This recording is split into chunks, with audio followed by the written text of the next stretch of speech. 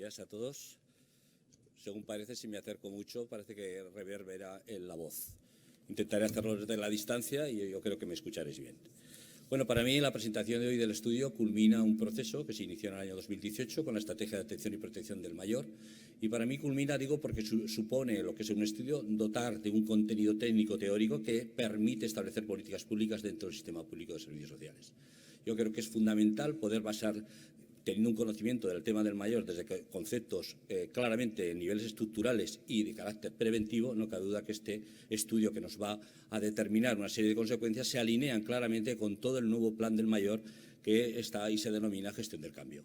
Para mí es un orgullo porque se contó, en este caso, con la entidad DEFA para llevarlo a cabo y ha sido un descubrimiento yo creo, de entrega, de profesionalidad y de un nivel de competencia muy alto. Creo que lo vais a ver en la exposición que van a hacer.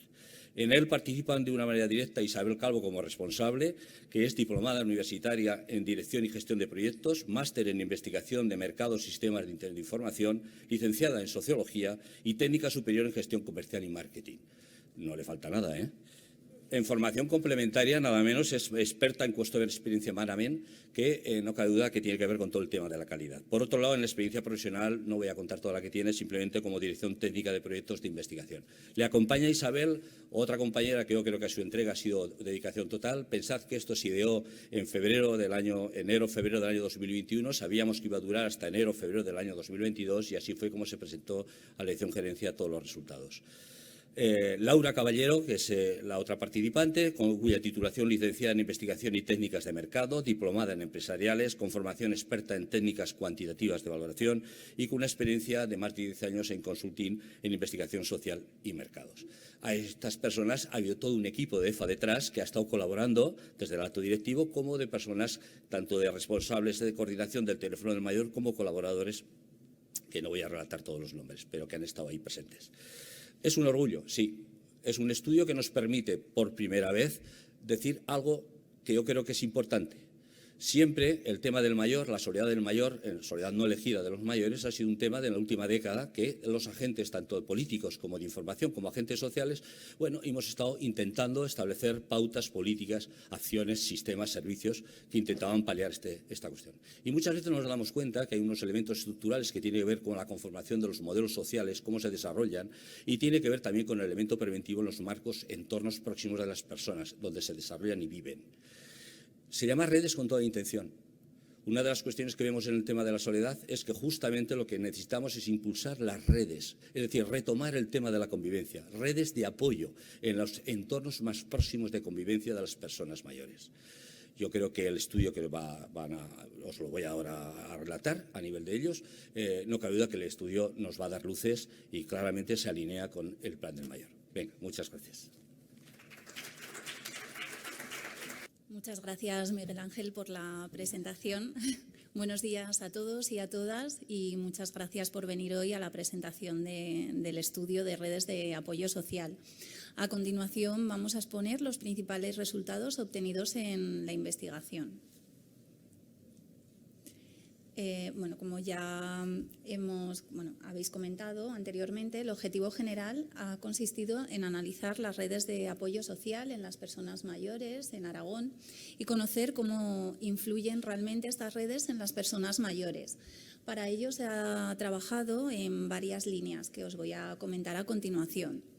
Detectar las redes de apoyo social más importantes para las personas mayores, evaluando su utilidad y también intentando conocer cómo interaccionan, ¿no?, estas redes, analizar la soledad y el aislamiento no deseado, teniendo en cuenta los 3 tipos de soledad que os presentaremos a continuación: soledad social, emocional y residencial.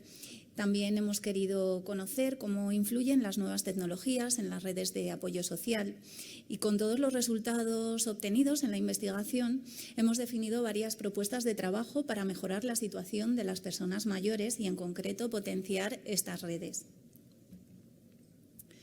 Para llevar a cabo la investigación se diseñó una metodología mixta que combinó técnicas cualitativas y cuantitativas. Por un lado, desde el call center de Fundación DEFA se realizaron un total de 1.189 encuestas telefónicas a personas mayores de 65 años que residían en Aragón. Para que la muestra fuera significativa, tuvimos en cuenta cuotas de sexo, estrato de edad, provincia y tamaño de la población.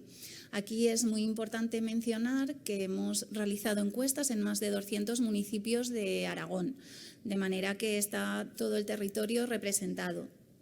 También a nivel cualitativo y para reforzar los resultados obtenidos en la encuesta a nivel cuantitativo, hemos realizado 13 entrevistas en profundidad a personas mayores y a expertos y también 2 grupos de discusión. En este caso, un grupo de discusión con personas mayores y otro con profesionales del ámbito universitario, asociativo e institucional. Antes de exponer los principales resultados de la investigación, simplemente hacer un inciso en la definición de redes de apoyo social. Las redes de apoyo social son el conjunto de relaciones que integran a una persona con su entorno o bien con otras personas con las que establecen vínculos solidarios y de comunicación. Podemos distinguir 2 tipos de redes formales y redes informales. Las redes informales son de tipo afectivo y se establecen con la familia, son las amistades, los vecinos y también hemos incluido las asociaciones y los grupos de apoyo. Por otro lado, las redes formales tienen un carácter más profesional, más organizado y se establecen de manera estructurada, con el propósito específico de dar apoyo y ayuda a las personas. Forman parte de estas redes los servicios sociales y también hemos tenido en cuenta los servicios de salud. Dentro de estos servicios de salud destacamos sobre todo los servicios de atención primaria como una red de apoyo social fundamental, en este caso para las personas mayores, o por lo menos para detectar situaciones de vulnerabilidad en las personas mayores. Es importante señalar que tanto las redes informales como las formales son necesarias y se complementan para ayudar y brindar apoyo y ayuda a las personas mayores. Son prioritarias porque tienen un papel protector. Refuerzan a las personas, ayudándolas a superar las crisis que pueden presentarse a lo largo de su vida. No obstante, no por tener una red estás más protegido, ¿no? Para ello es importante que estas redes sean de calidad, frecuentes en el tiempo, efectivas y sobre todo que estén disponibles en el momento que se necesitan. Teniendo en cuenta estos aspectos, a continuación nos vamos a centrar en los siguientes temas. Por un lado, el estado de salud físico y psicológico de las personas mayores. ¿Cómo les ha afectado la pandemia de COVID-19? Vamos a analizar también a grandes rasgos algunos de los aspectos más importantes de la red de apoyo formal e informal. También vamos a continuar con la soledad en las personas mayores y finalizaremos indicando las sugerencias que nos han transmitido las personas mayores en las encuestas que hemos realizado y también en las entrevistas y grupos de discusión, así como las líneas de trabajo que son prioritarias para fortalecer estas redes de apoyo social y mejorar la calidad de vida de las personas mayores. En cuanto a la salud física y psicológica, en cuanto al estado de salud, es importante tener en cuenta que el estado de salud repercute en las relaciones sociales y en la participación de actividades de las personas mayores. Por eso es muy relevante, muy importante. El 55,8% de las personas mayores a las que hemos encuestado perciben que su estado de salud es bueno o muy bueno. Es importante indicar que el estado de salud que ellos indican que tienen, ¿no?, autopercibido, es peor en las mujeres que en los hombres. Y además la valoración del estado de salud disminuye, es peor a medida que aumenta la edad, especialmente a partir de los 80 años. Por otro lado, la edad influye en la autonomía de las personas mayores a la hora de realizar las tareas del día a día, en sus tareas cotidianas. Especialmente a partir de los 80 años existen más dificultades para realizar las actividades de la vida diaria y para eso es necesario que las personas cuenten con una ayuda, ¿no? Pero no todo el mundo la llega a tener.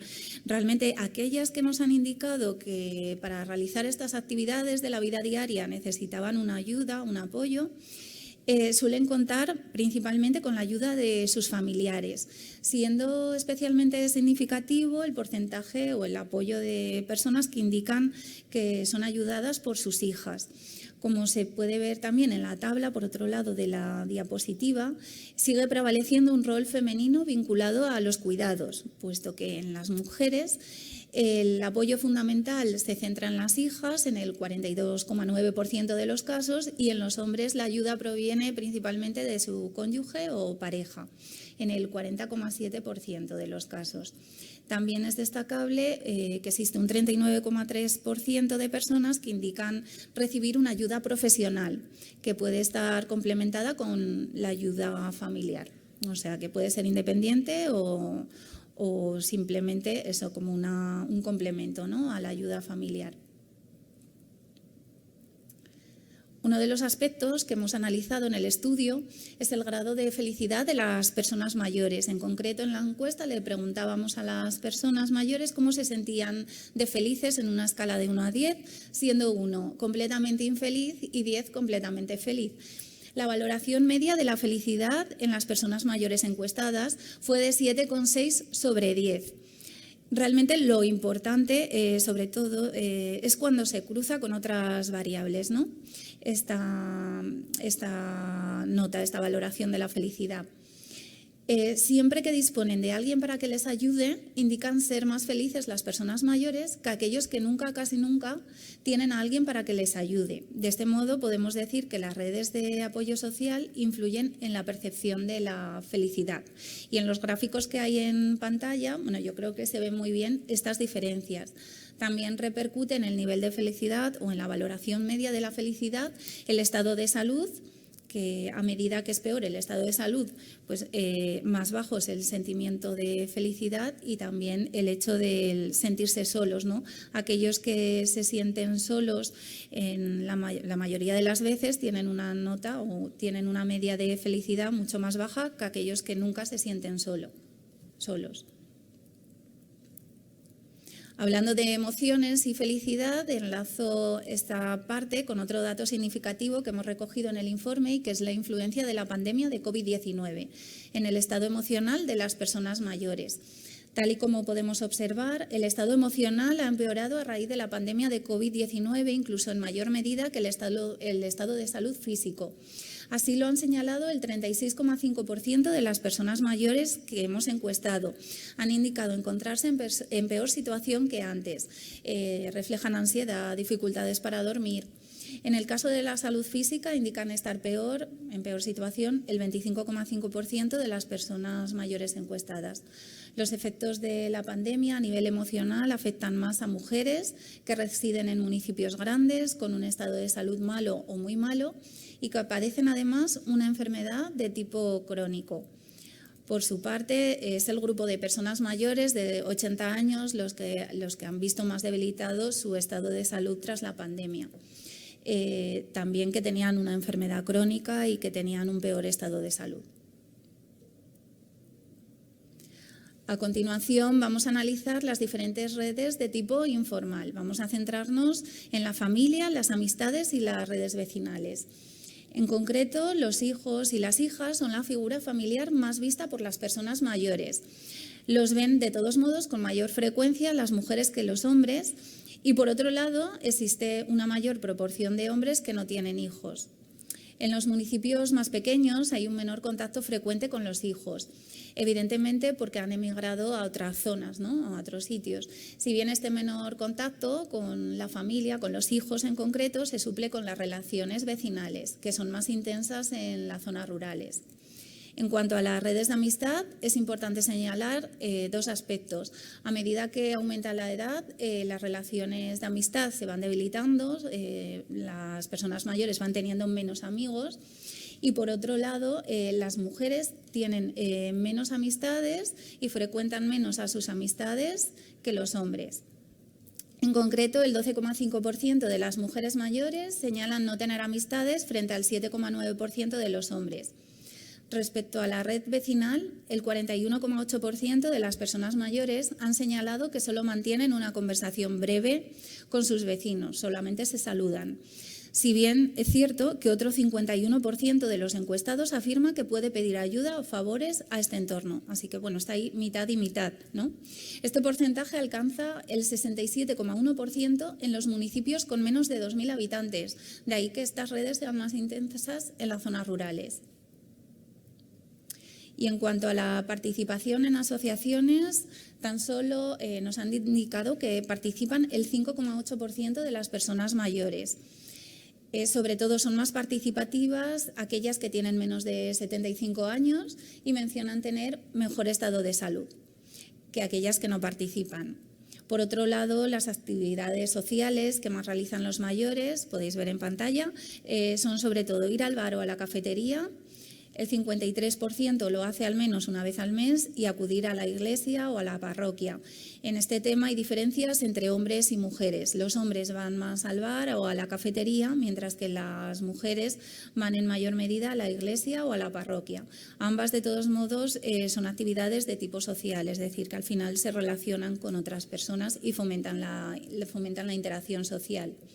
El 19,4%, por otro lado, señala hacer algún deporte al menos una vez al mes y tan solo el 5,5% indican ir a clases o actividades programadas. Como se puede observar en la diapositiva, hay recursos que son conocidos por la amplia mayoría de personas mayores encuestadas. Destacan sobre todo las residencias, la teleasistencia domiciliaria, los programas de ayuda a domicilio y también los programas de vacaciones, así como los centros de día. Por su parte, por un lado está el conocimiento y por otro lado el uso que hacen de ellos. Los más utilizados son los programas de vacaciones, los centros sociales y de convivencia y la teleasistencia. Aquí es importante indicar que realmente aquellas personas que usan las residencias nos ha salido un porcentaje muy bajo porque las encuestas no se han hecho a personas institucionalizadas, a personas que estaban en residencias, sino a personas que estaban residiendo en sus hogares, en sus domicilios. En cuanto a los centros sociales y de convivencia, es importante indicar que son más conocidos y más utilizados en los municipios más pequeños. En cambio, la teleasistencia y los programas de vacaciones son más utilizados por las personas mayores que viven en municipios más grandes, en el ámbito urbano. En cuanto a la situación futura deseada, le hemos preguntado a las personas mayores cómo querrían, ¿no?, seguir viviendo. Indican el 72,4% de las personas mayores, en caso de necesitar ayuda para realizar las tareas cotidianas de la vida diaria, indican que en caso de tener algún problema, ¿no?, en este caso, preferirían seguir residiendo en su domicilio. Opiniones similares han recogido tanto en las entrevistas como en los grupos de discusión. Por este motivo, en el estudio se pone de manifiesto la necesidad de potenciar aquellos recursos formales destinados a mantener a las personas dentro de su contexto y de su entorno vital. De hecho, como veremos más adelante, una demanda de los mayores es potenciar las ayudas y los cuidados en el domicilio. Bueno, ahora os va a comentar mi compañera Laura Caballero la soledad de las personas mayores. Sí, casi nos vamos a cambiar.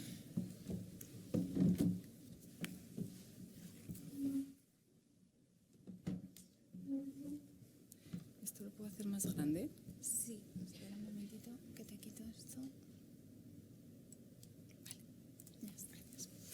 Bueno, muchas gracias, Isabel. Buenos días a todas y a todos. Voy a continuar con la presentación en un punto importante, como es el de la soledad en las personas mayores. Y es que el fenómeno de la soledad es uno de los temas que hoy en día suscita mayor interés y que supone un importante foco de trabajo para todas las entidades y las instituciones que están implicadas en el mismo. Se trata de un fenómeno muy complejo en el que influyen muchos factores y que se ha visto incrementado en los últimos tiempos. Y se destaca la importancia de la detección de las situaciones de soledad no deseada como punto de partida para iniciar propuestas y mecanismos que contribuyan a paliar dicha soledad.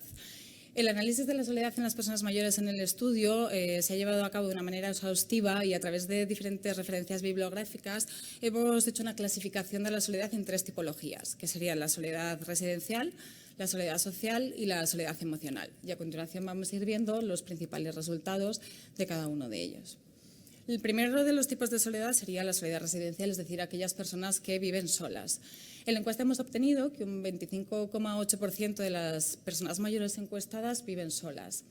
Existe un perfil claro de personas que viven en soledad, de hogares unipersonales, y es el formado por mujeres.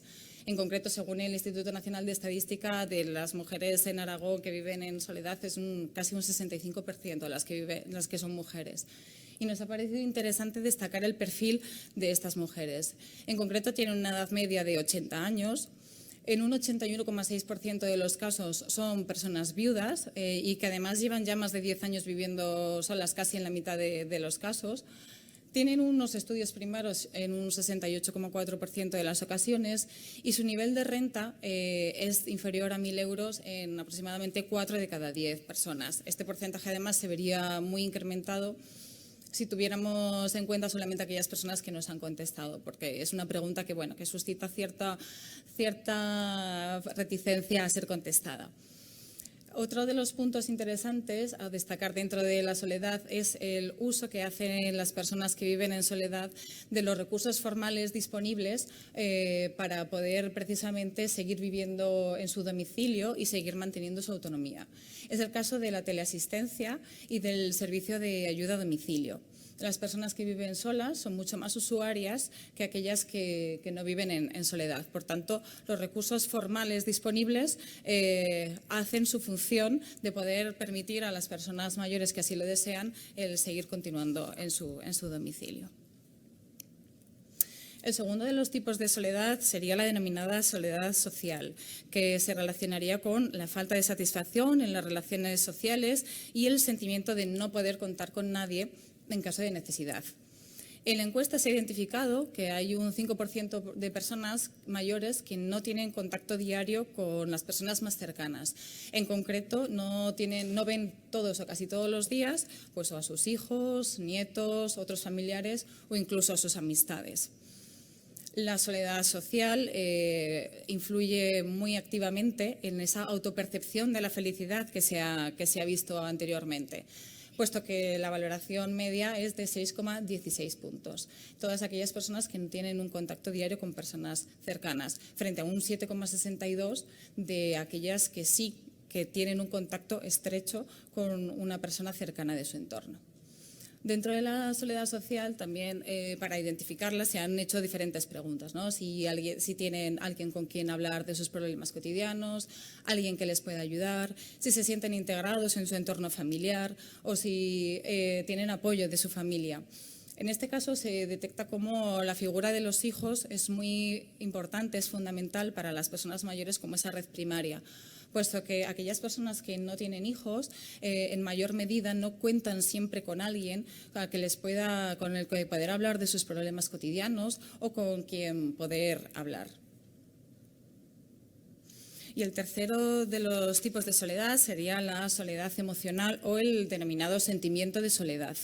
Ante la pregunta de la encuesta de en qué momento se ha sentido solo durante el último mes, vemos como hay un 19,6% que sí que se ha sentido solo en alguna ocasión, destacando además un 3,6% que dice haberse sentido solo siempre. El sentimiento de soledad es una cuestión que además se incrementa con la edad, que se relaciona muy directamente con el estado de salud de las personas y que también es más frecuente, hemos identificado, en los municipios de mayor tamaño. Es importante aquí destacar la denominada soledad no deseada, es decir, esa soledad que no es elegida y que, bueno, sí que nos han recalcado en la parte más cualitativa del estudio que estar solo no implica sentirse solo, ¿vale? Son dos cosas que no tienen por qué ir directamente relacionadas, pero sí que lo hacen en una gran porcentaje de ocasiones. Así, de las personas que viven en soledad, han sentido ese sentimiento de soledad en alguna ocasión en un 40,3% de los casos, frente a solo el 12,3% de aquellos que viven en compañía. La soledad emocional o ese sentimiento de soledad es la variable que más influye en la autopercepción de la felicidad que tienen las personas mayores. Es decir, obtenemos la nota más baja de todas las que hemos contrastado, y es decir, aquellas personas que siempre se sienten solas valoran su felicidad con 4,57 puntos. Recordemos que la media del conjunto de las personas mayores era de 7,60 puntos, con lo cual la diferencia es muy significativa y muy notable. El siguiente punto son las propuestas de las personas mayores.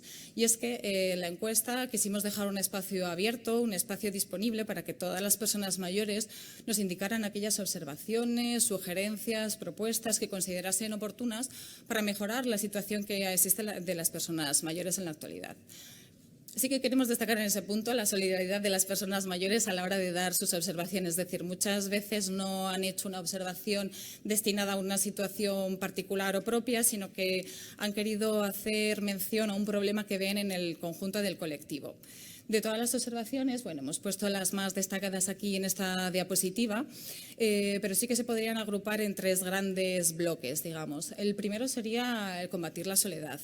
Las personas mayores son muy conscientes de que hay parte que sufre una soledad importante, y sí que nos han dejado constancia de que es necesario combatirla, bien con voluntariado, con acompañamiento, o simplemente han querido dejar constancia de ello porque no saben cuál es la solución, pero sí que saben cuál es el problema.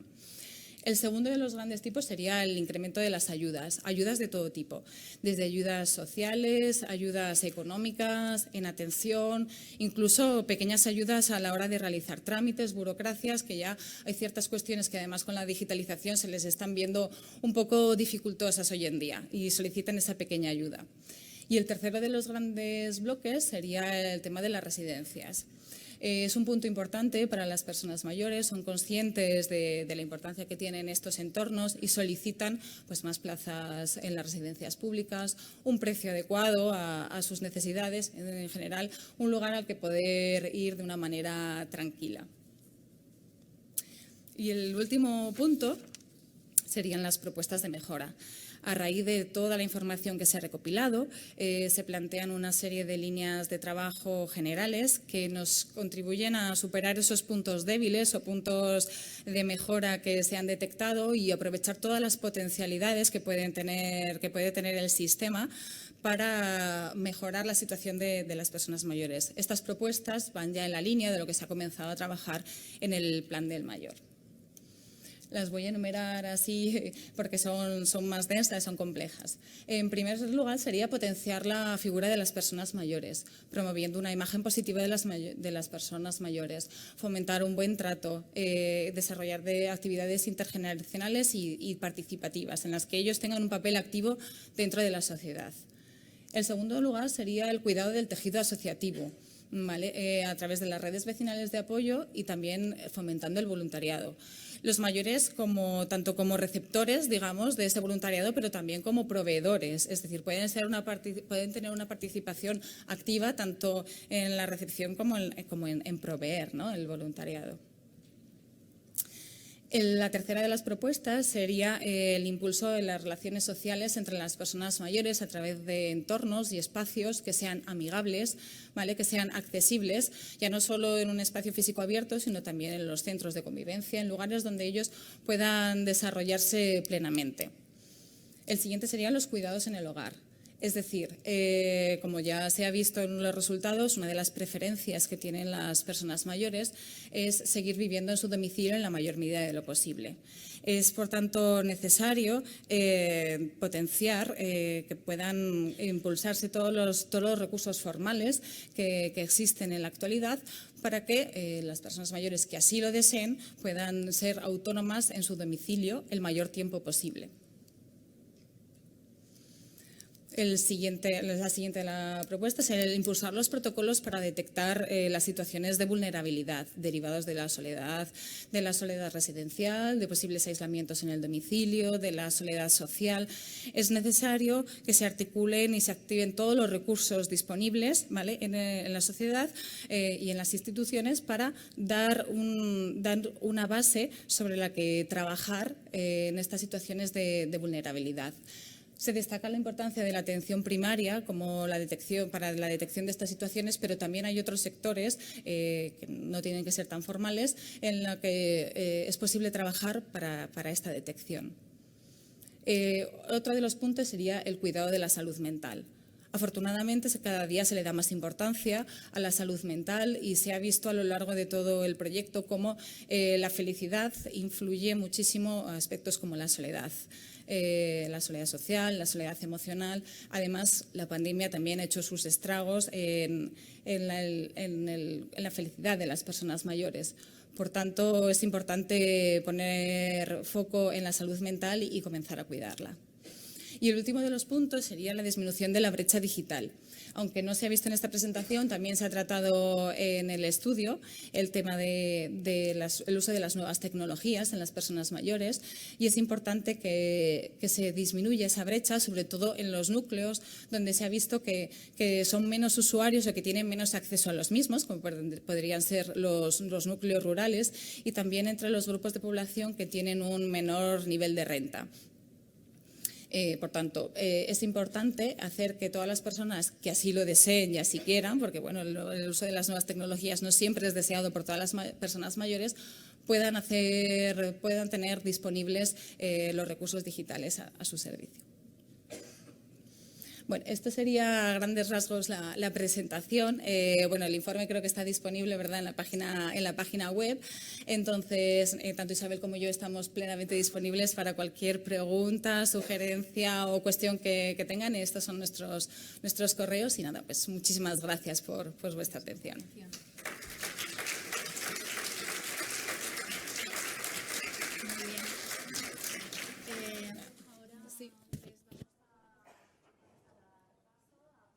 Marco, una persona mayor que participó en nuestro estudio también, y Alejandra Chulián, psicóloga experta en personas mayores.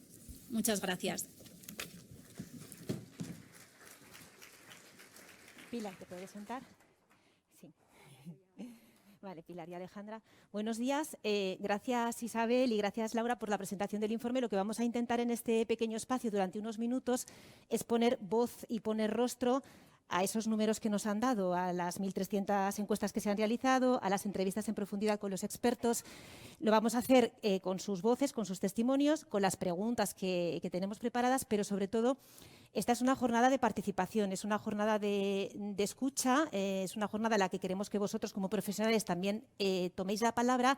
Así que dentro de las carpetas que os han dado a la entrada, al comienzo del acto, hay unas tarjetitas, y si queréis hacernos llegar alguna pregunta para que ellas la puedan contestar, o quizá también para alguno de los ponentes, pues es el momento de que vayáis escribiendo, nos las van trasladando y las podemos hacer llegar a ellas, y también pueden responder a vuestras dudas, porque al final en el día a día y en cómo lo viven ellos, pues también hay muchas respuestas que pueden ser de utilidad, ¿no?, para que esta jornada sea más práctica y pueda ser aterrizada en vuestra labor diaria.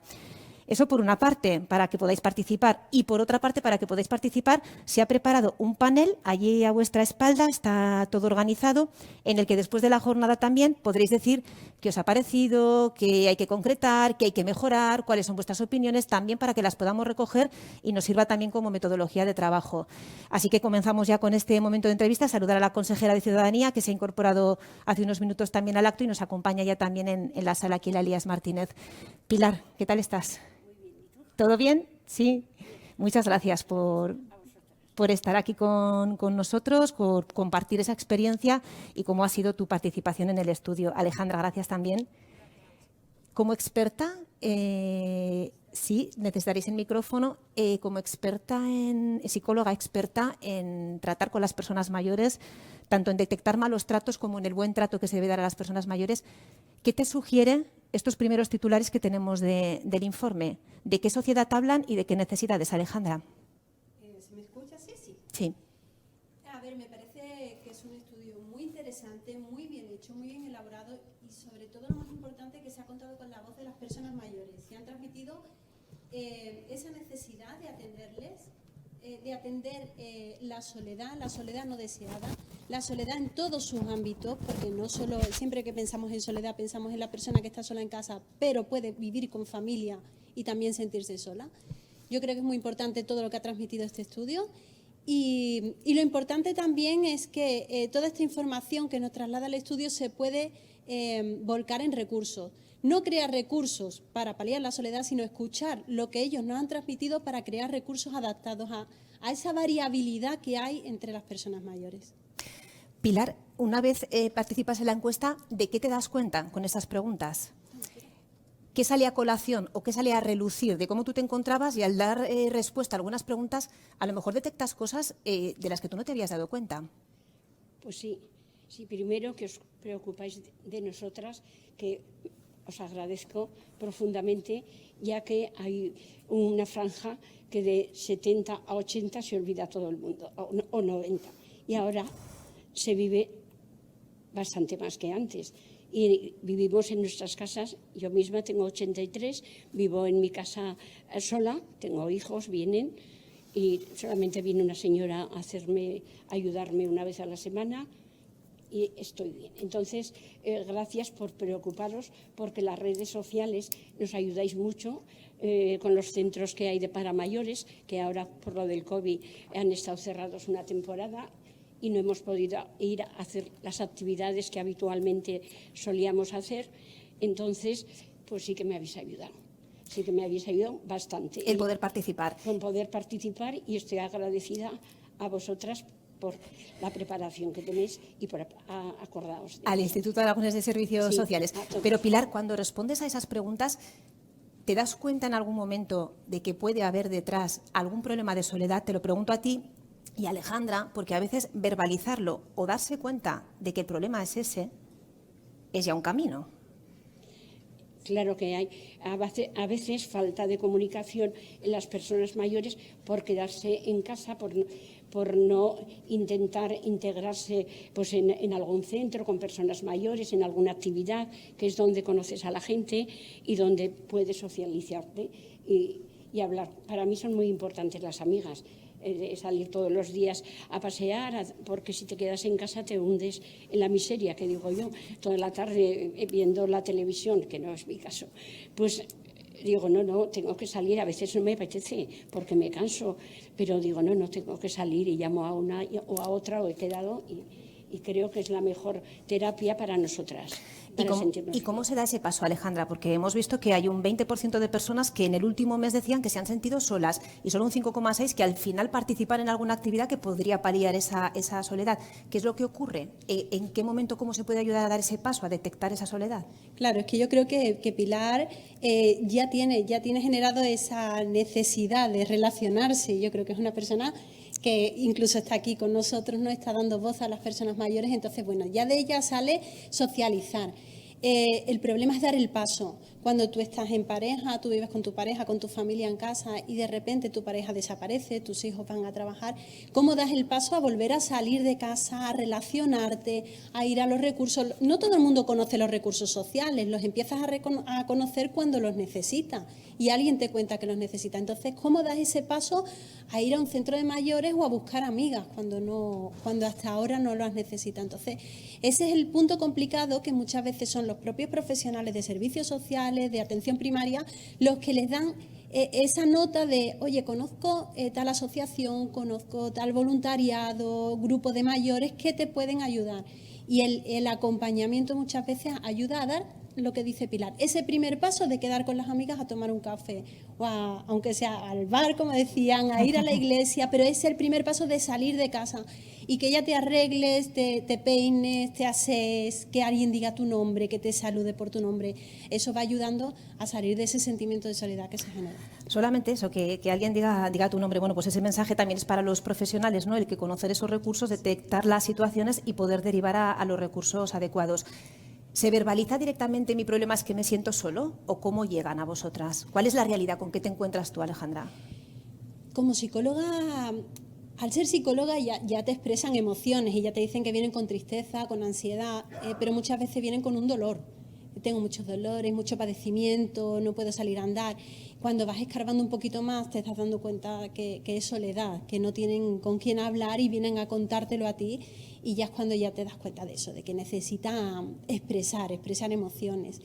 Y como profesionales te lo cuentan de una manera, pero cuando encuentran un grupo de amigos de su misma edad, lo expresan de otra, porque ya comparten esas mismas emociones, ya saben en qué situación se encuentra. Como decía Pilar, con 80 años, con mis achaques, pero estamos todas en el mismo sentido, todas hemos vivido la misma generación, el mismo sufrimiento, las mismas alegrías, y es de otra manera.